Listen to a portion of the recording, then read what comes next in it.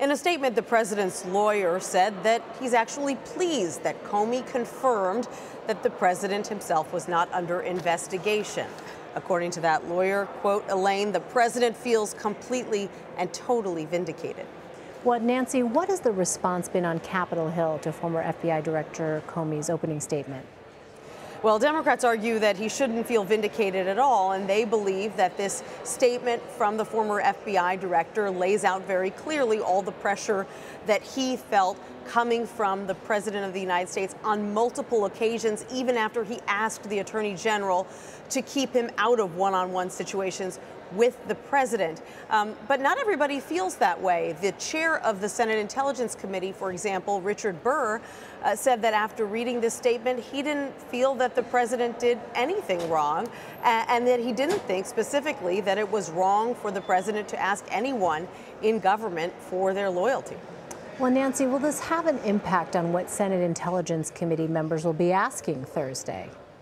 Absolutely, and it's pretty clear that Comey put this statement out one day ahead of time to give them a chance to digest his recollections of all of these different encounters, 9 in all, according to Comey, so that when they questioned him tomorrow, that they would really have some basis of understanding for what it was that the president said to Comey and what Comey said in response. And clearly, when you read this statement, you can see that Comey most likely does still have access to those memos that he wrote contemporaneously about his conversations with the president. There was some question about whether, now that he has left the FBI, he had access to those memos, which are FBI property. But because he so specifically quotes what was said both by himself and by the president, it seems pretty clear that either he has a photographic memory or he has in his possession those memos that he said he decided to start writing after a meeting that he had before Mr. Trump even became president, when a number of intelligence officials met with the president-elect at Trump Tower in January, and when Comey at the end of that meeting had a one-on-one with Mr. Trump to explain to him the existence of this dossier and what the FBI was doing about it.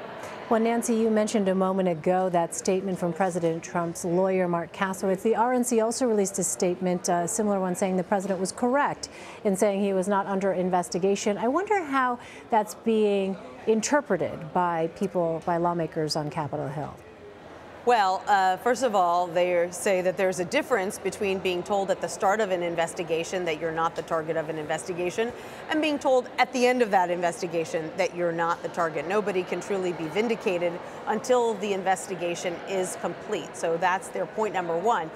Point number two, and this is something that's coming from Democrats, is that the president should not feel that he deserves a pat on the back simply because one thing that he said about their conversations turns out to be true.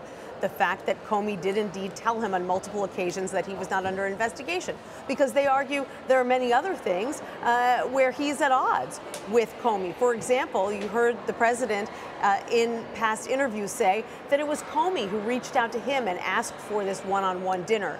Comey very clearly states, and he has a lot of credibility with the senators who he's going to be testifying before in the Senate Intelligence Committee, he says the president called him that day and asked him to come to dinner. The president says he never asked for Comey's loyalty. Comey states very clearly that he did. So there is one area of agreement we now know between the president and Mr. Comey, but a number of other areas of disagreement. And I'm sure that that will be made even more clear in the hearing, especially if the president decides to live tweet his responses when he thinks that Mr. Comey is saying something that he doesn't agree with. Well, Nancy, earlier Wednesday, intelligence chiefs also testified before the Senate Intelligence Committee. Both NSA Director Mike Rogers and Director of National Intelligence Dan Coats said they would not discuss specifics of their conversations with the president. Given what we have already seen from James Comey's opening statement, how likely is it that we might see some similar kind of refusals? You know, I think that Comey is in a very different situation than the current intelligence leaders who were testifying before the committee.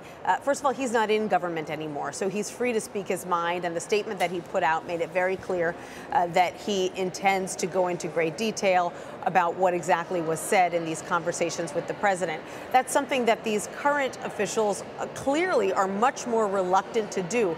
First of all, because it's really ingrained in any intelligence official's mind that you don't interfere with an active criminal investigation. And now that there is a special counsel, Robert Mueller, who is heading up this investigation, they don't want to say anything that could possibly interfere with what he's doing. And beyond that, they have a relationship with the president to maintain. They brief him all the time.